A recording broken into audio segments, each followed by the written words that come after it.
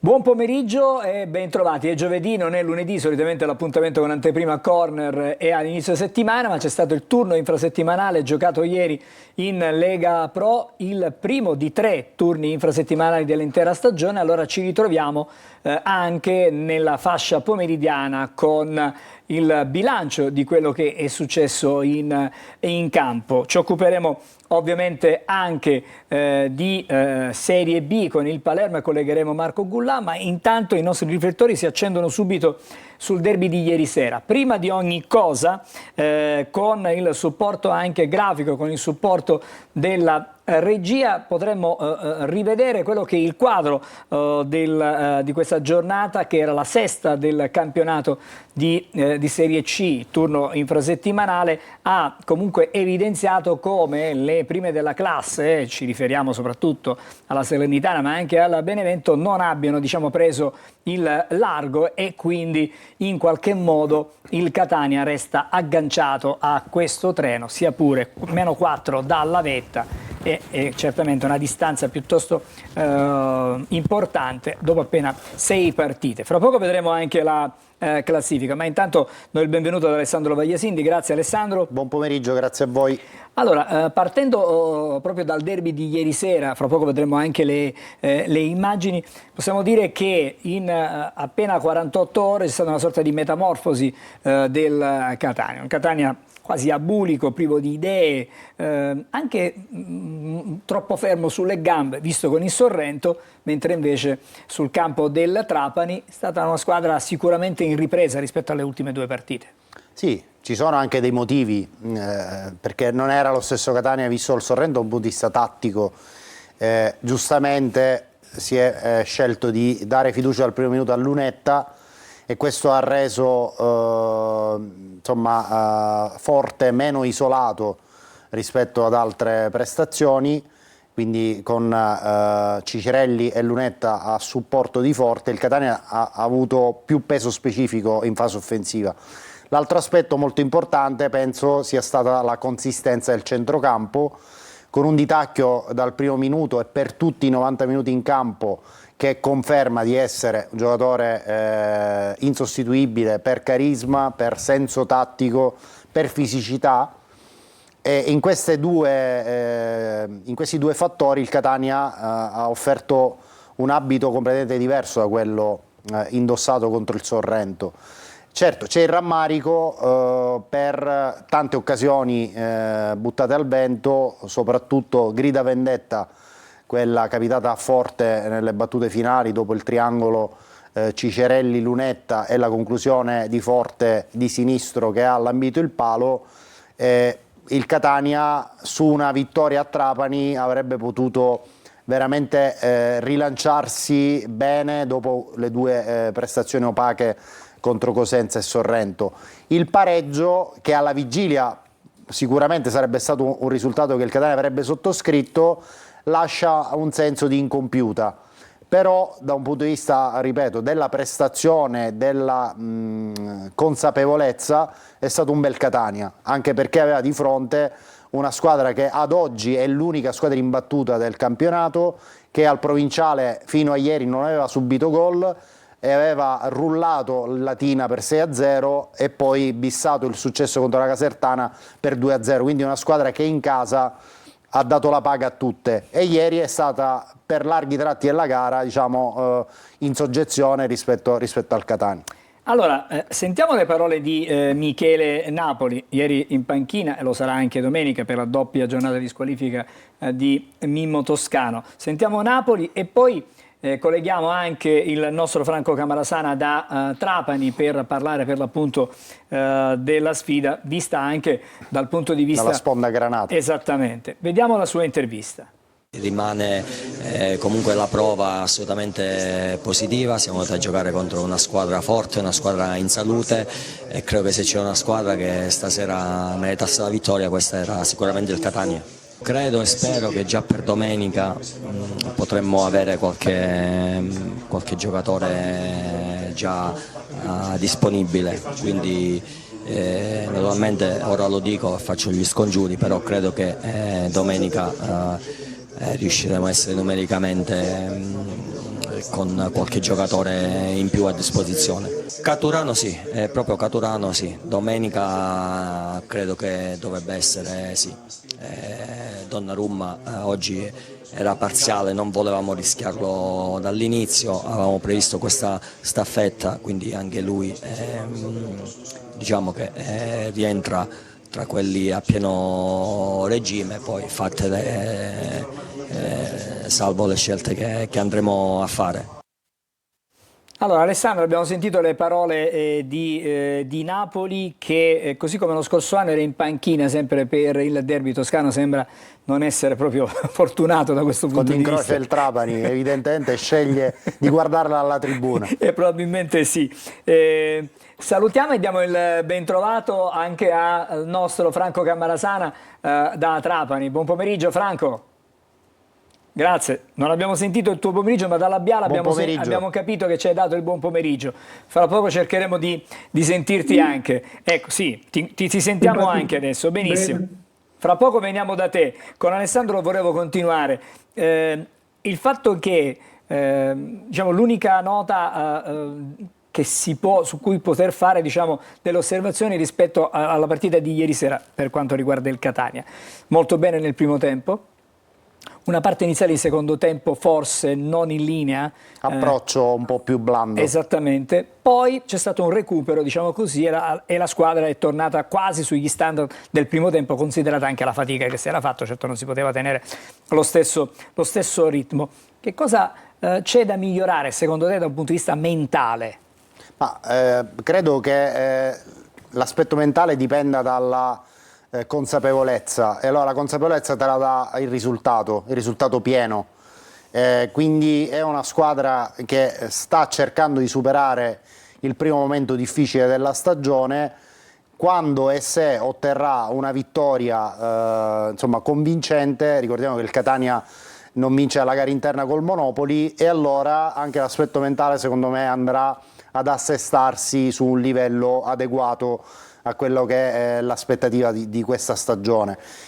Riguardo diciamo, lo sviluppo della partita, quello che a me ha lasciato assai perplesso è il modo in cui il Catania ha subito il gol, perché se andiamo a rivedere il fotogramma di quella punizione battuta da Benedetti, prima che Benedetti calciasse c'erano 7 giocatori del Catania schierati in aria con una linea orizzontale, e quindi bisogna capire com'è possibile che Fischnaller li abbia beffati tutti. Diciamo che quello più vicino a lui era Forte, però ecco, qua è un errore proprio difensivo, un errore collettivo, quindi questo è il punto diciamo, su cui secondo me lo staff tecnico deve lavorare, perché rischi di vanificare prestazioni buone per errori come questo che possono compromettere completamente l'esito della partita. Sì, anche perché lì probabilmente con difesa tutta piazzata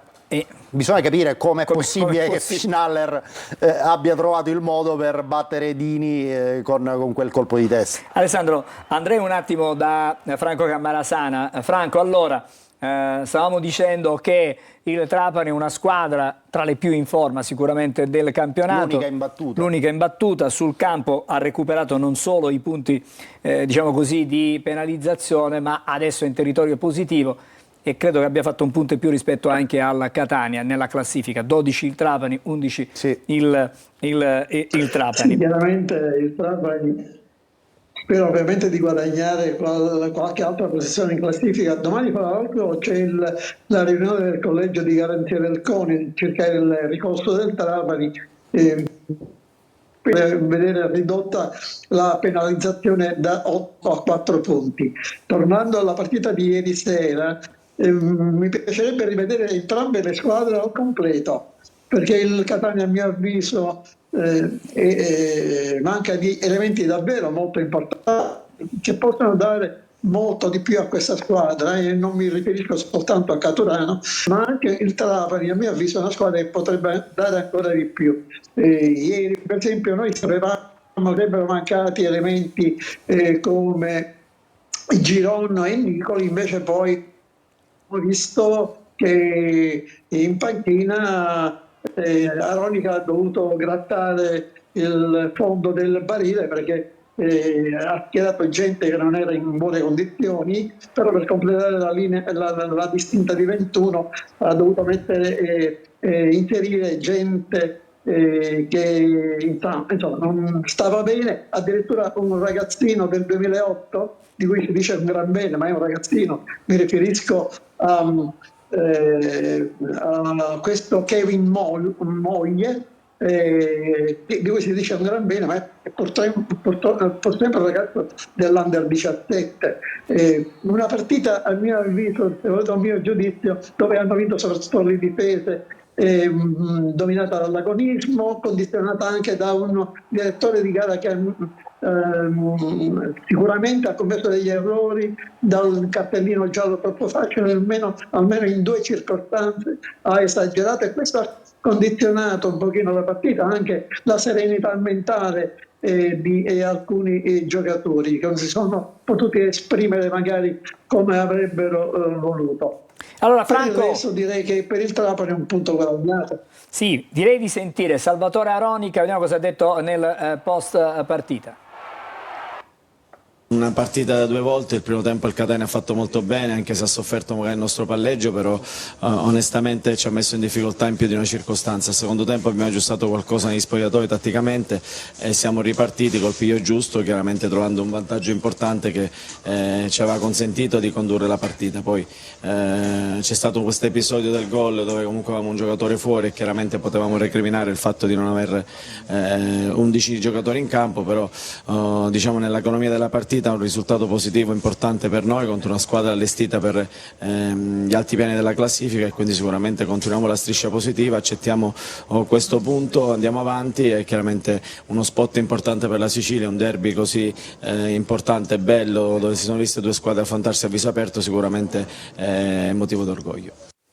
Allora, belle parole anche da parte di Aronica per quanto riguarda quello che si è visto in campo. Ci sarebbe piaciuto vedere anche i tifosi del Catania sugli spalti. Sappiamo però che la possibilità di andare in trasferta era stata offerta ai tifosi del Catania. Bisognava semplicemente modificare il tragitto per arrivare a Trapani anziché passare da Palermo per Agrigento. Le organizzazioni, d'accordo. sì, diciamo che la tifoseria organizzata ha rifiutato questo tipo di percorso, per cui le autorità competenti hanno disposto il divieto di trasferta.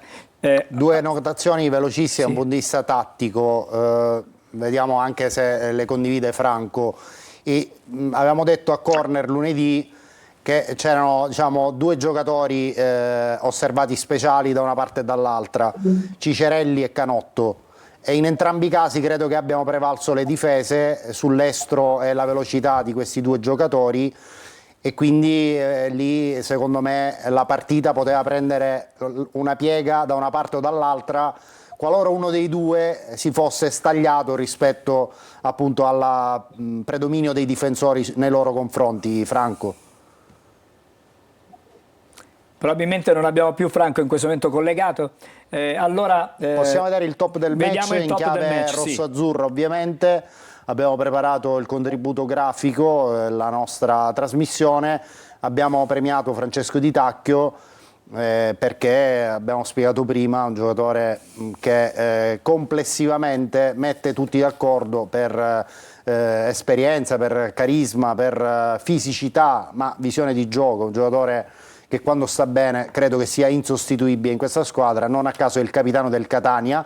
E sulla destra una statistica, insomma una curiosità, Di Tacchio era il capitano della Salernitana che nella stagione 2020-2001 centrò la promozione in Serie A con Castori in panchina. In quella Salernitana c'era anche Tiago Casasola. E quindi insomma si sono ritrovati in rosso-azzurro. Sì. Ancora una notizia che riguarda il Catania. Una notizia per quello che riguarda il ruolo di addetto all'arbitro. Fino alla scorsa stagione c'era Max Velotto.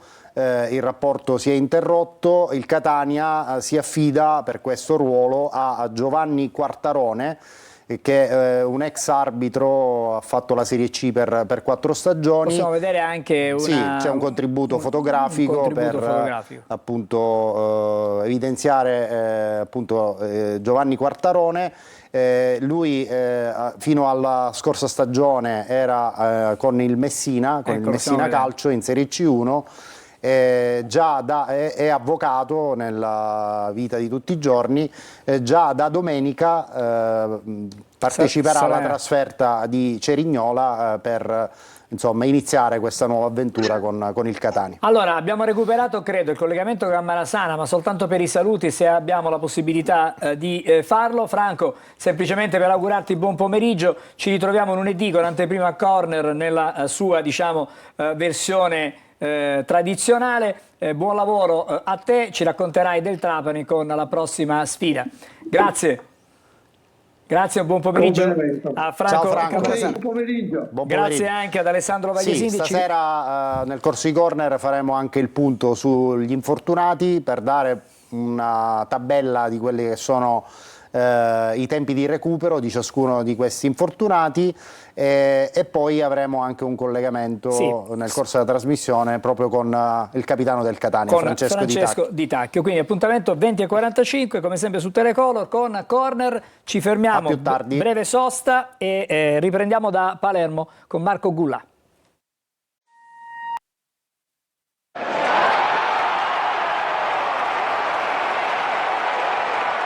Rieccoci di nuovo insieme per Anteprima Corner. Come anticipato adesso andiamo a Palermo dove c'è il nostro Marco Gullà. Buon pomeriggio Marco. Buon pomeriggio a tutti, buon pomeriggio Angelo. Allora Marco, il Palermo ha lasciato la Coppa Italia, quella importante, quella dei big, con tanto rammarico forse perché l'idea accarezzata di poter poi sfidare la Juve a Torino era certamente affascinante, continuare ad assaporare un sapore di un altro calcio, perché quello di Serie A, l'Udinese gioca in Serie A, la Juve chiaramente sarebbe stato un premio per i ragazzi di Inzaghi, che in qualche modo hanno messo un po' di tensione alla formazione friulana. È come quando mangi sempre in trattoria e per una notte magari potevi anche mangiare in un ristorante stellato.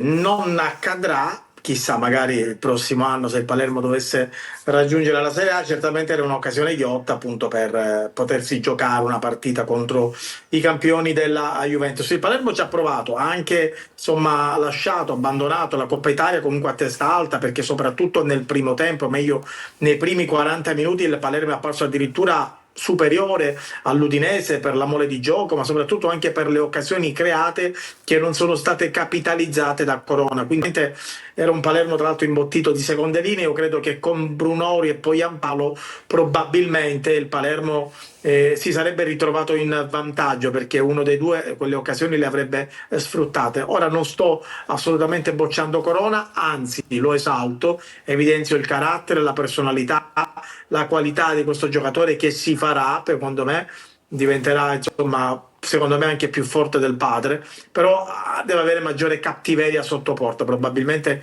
gli manca soltanto questo elemento proprio per diventare un ottimo giocatore. Palermo poi dopo il gol di Zaniolo e soprattutto dopo il raddoppio dell'Udinese ha mollato nella seconda frazione di gara, i ritmi si sono abbassati, ha trovato il gol nel finale, poi non è arrivato l'arrembaggio proprio per provare a strappare il pareggio all'Udinese, ma comunque una prestazione positiva che tra l'altro proietta il Palermo adesso verso anche una sorta di switch di mentalità, perché quando affronti queste squadre anche di Serie A capisci che hai del potenziale e soprattutto adesso dovrà dimostrarlo in campionato nella prossima partita di sabato contro il Cesena. Ci arriviamo alla partita col Cesena, Marco, adesso ci arriviamo, però volevo sentire però di un nuovo acquisto della squadra, stiamo già vedendo fra le altre cose, della squadra rosanero, un acquisto che ha ritrovato fra le altre cose un rivale di derby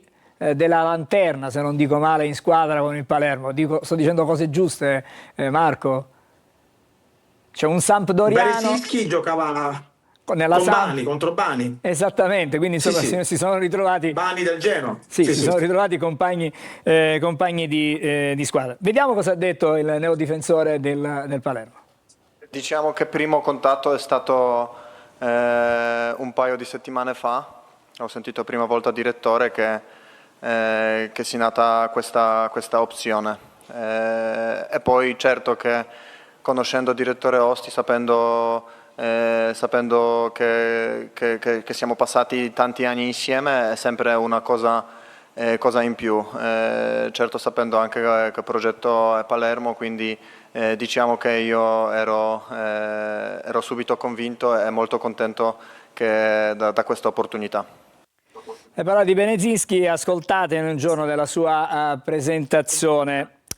Torniamo alla classifica di Serie B, cosa ne pensi Marco? Così vediamo qual è la situazione, abbiamo una cristallizzazione della situazione con 3 squadre che sono Modena, Palermo e Cesena a 10 punti, poi il Frosinone a 8, a 7 Modena e Monza e Avellino, chiedo scusa, poi Juve Stabia a 6, a 5 la Carrarese, la Reggiana, il Sud Tirol, il Venezia e anche la Virtus Entella, 4 punti per Pescara, Catanzaro, ancora Padova ed Empoli, a 3 c'è il Mantova, poi giù Spezia a 2, Bari 1, Sampdoria al palo con 0 punti. Questa è la fotografia della classifica di Serie B, i valori chiaramente ancora non sono definiti, però si comincia a capire qualcosa. Si comincia a capire qualcosa e credo che capiremo ancora di più nelle prossime 3 giornate, ovvero le prossime 3 gare prima della sosta del campionato, che sarà quella dopo il 4 ottobre. Quindi 3 partite che possono dare una diagnosi già assolutamente primaria alle ambizioni, all'età di tante squadre, anche come il Palermo, che dovrà affrontare comunque 3 big da qui fino alla sosta, perché ha il Cesena sabato ed è sicuramente una partita molto molto insidiosa, anche perché il Cesena non ha la stessa pressione che può avere il Palermo. E attenzione, dico attenzione, perché gioca un buon calcio, ha Mignani in panchina e può dire la sua, secondo me, fino alla fine del torneo. Potrebbe essere davvero un outsider, un po' come il Pisa l'anno scorso. Poi c'ha il Venezia in casa, altra big. Venezia che sicuramente questa classifica un po' pinocchiesca nei confronti della formazione lagunare, che ha tanta qualità. E poi c'è lo Spezia fuori casa, lo ricordiamo, fino all'ultimo minuto dello scorso campionato sperava ancora di andare in Serie A, poi c'è la Cremonese, ma se la gioco fino alla fine. Quindi sono 3 partite, 3 squadre molto molto complicate per il Palermo, che dovrà ovviamente dimostrare di essere all'altezza della situazione, e soprattutto, se vuole andare in A, ma se vuole vincere questo campionato, già questo è un primo step in cui deve dimostrare di essere una squadra sicuramente superiore a tante altre. Marco, ci sono delle novità, ci potrebbero essere sì, delle novità di formazione. Volevo sottolineare e evidenziare proprio questo. Inzaghi... Sì, intanto una considerazione, Inzaghi nel post gara era soddisfatto certamente della partita con l'Udinese, ha mandato in campo, l'ho sottolineato tu, tanti giocatori che non hanno avuto spazio fino a quel momento. Pensi che qualcuno di questi giocatori possa trovare spazio, non dico in maniera stabile, ma con maggiore continuità durante la stagione? Penso di sì, Angelo, hai azzeccato la domanda, perché appunto volevo anche entrare su questo tema, perché lui ha messo dentro alcuni giovani, ad esempio come Veroli, come lo stesso giovane Peida, che in difesa sicuramente partirà titolare nella gara contro il Cesena. Ha messo dentro Corona, che ovviamente ha un mostro sacro come poi Giampaolo lì davanti, dovrà ritagliarsi il suo spazio magari in determinate partite, però ci sono dei giocatori che sicuramente hanno convinto Inzaghi, e il primo di tutti è Peida. Peida è un giocatore che per me può essere titolare, un titolare inamovibile del pacchetto arretrato, anche perché rispetto a Diakité, che in questo momento lo ha diciamo non scalzato, ma comunque Inzaghi ha preferito lui nel pacchetto difensivo assieme a Ceccaroni e Bani, Peida sicuramente dimostra molta più solidità rispetto al giocatore Diakité. E poi ovviamente c'è anche questo giovane che non ha fatto male, prestanza fisica, però ha bisogno di minutaggio, ha bisogno soprattutto di trovare anche continuità. e come dicevo poc'anzi poi ci sono anche altri giocatori che in questo momento sperano di poter avere una chance. Purtroppo bocciato Vasic è stato impiegato per 90 minuti, è un giocatore che in questo momento probabilmente ha bisogno di altro, forse la migliore soluzione per lui non era rimanere a Palermo ma giocarsi le sue chance in un'altra squadra. Anche nella partita contro l'Udinese è apparso molto molto opaco, sbiadito in alcuni movimenti, e adesso insomma capiamo anche perché Inzaghi fino adesso non lo ha quasi mai utilizzato. Marco, prima di chiudere, una considerazione proprio su Inzaghi, che dimostra, oltre che essere un grande conoscitore di questo campionato, cioè del campionato di Serie B, è un allenatore che riesce a toccare le corde giuste dei giocatori, perché in realtà lui è riuscito a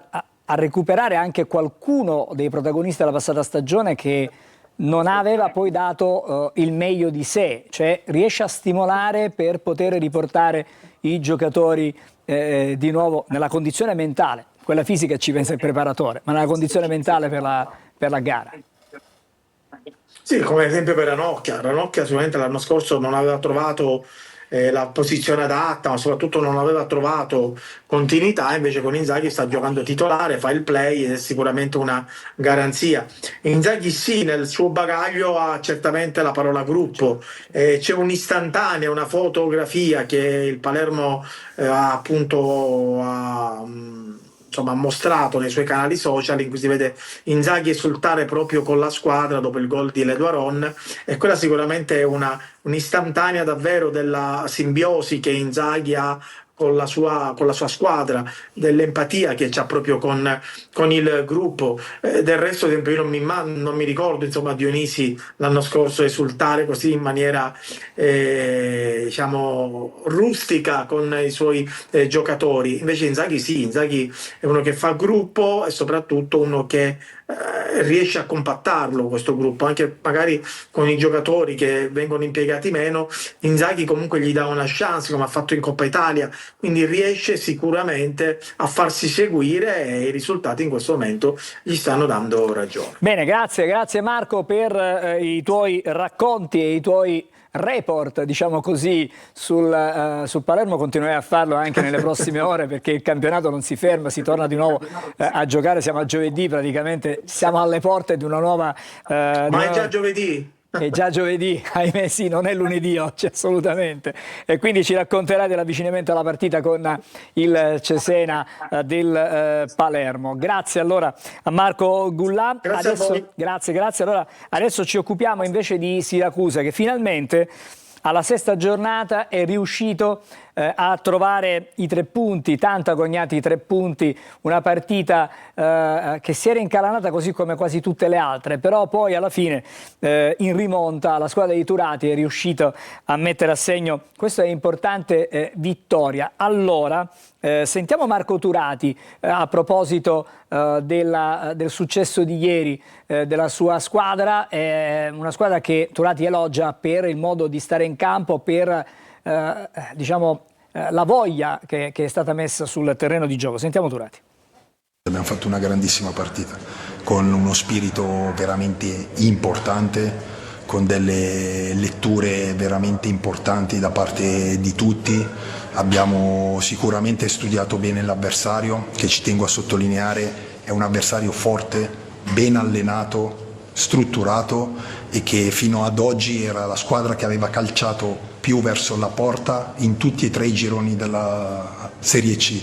Quindi sapevamo la pericolosità dell'avversario e devo dire che i miei ragazzi sono stati splendidi. Io ci tengo tantissimo che lo stadio sia con noi, ci tengo tantissimo che i nostri ragazzi, le nostre curve ci diano grandissima spinta, perché ho veramente 20 ragazzi che sputano l'anima e che meritano grandissime soddisfazioni. E adesso 90 secondi per il nostro Marco Petrolito da Siracusa per sintetizzare. Abbiamo sentito già il pensiero di Turati. Il campionato del Siracusa è cominciato con la partita di ieri contro il Potenza. 1 minuto da adesso in poi. Sì, sicuramente era una partita che doveva essere vinta, così è stato. Il Siracusa ha fatto il possibile per riuscire a ribaltarla, ha sofferto in alcuni istanti, però alla fine il risultato è venuto fuori, era l'unica cosa che contava. Ieri il pubblico, tra il gol del Potenza e il pari, aveva cominciato a spazientirsi, chiedeva dei cambi a Turati, si stava cominciando a vivere una situazione che insomma non era bellissima per la squadra. Per fortuna poi è arrivato il gol del Siracusa, che è stato propiziato da un'autorete del portiere Lastra, e le cose sono cambiate perché il Siracusa ha preso per mano proprio da Valente e è riuscito a ribaltarla, quindi diciamo una partita che è finita meglio, come meglio non poteva, tra l'esultanza del pubblico che adesso domenica dovrà spingere ancora una volta la squadra per supportarla e cercare di fare altrettanto con il Cosenza, che rappresenta un'altra partita importante. Dunque i primi 3 punti, classifica che si smuove, Siracusa che inizia a correre nella speranza appunto che la squadra possa riuscire a dare continuità a questa che ieri è stata la sua prima partita, in cui è riuscita a incanalare i 3 punti e in cui è riuscita finalmente ad esprimersi come la gente e i suoi tifosi volevano. Grazie, grazie anche a Marco Petrolito da Siracusa. Anteprima corner nella versione del giovedì, certamente inedita perché, ricordo, siamo sempre in onda il lunedì pomeriggio alle 14:30 dopo il telegiornale di Telecolor.